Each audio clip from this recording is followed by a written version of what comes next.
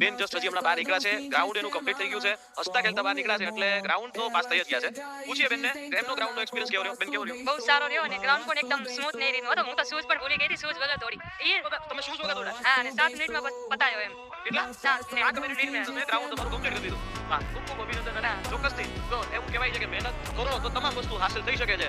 કદાચ ગમે એવું શૂઝ તમે જોઈ શકો છો, બેને ચપ્પલ પહેરેલા છે અને ખુલ્લા પગે જે છે બેન દોડેલા છે.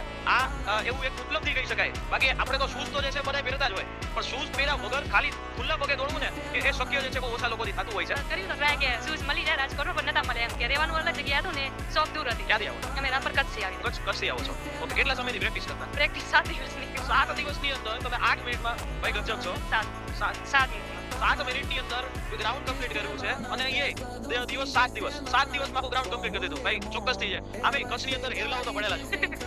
છે ચોક્કસ આવજો તમે ક્યારેક કચ્છ.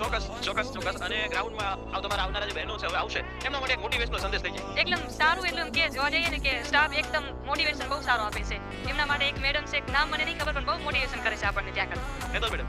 ના સોરી, નથી ખબર, એટલે મેન્શન નહીં કરી શકું. ઓકે. પણ સ્ટાફનું દરેક લોકો છે, દરેક ઉમેદવારો સ્ટાફની ખૂબ વખાણ કરે છે. રાજકોટ પોલીસ સ્ટાફ જે છે એમની ખૂબ સરાહનીય કામગીરી છે અને આખી ભરતી પ્રક્રિયા આ જ રીતે કમ્પ્લીટ થાય એવી આપણે આશા રાખીએ.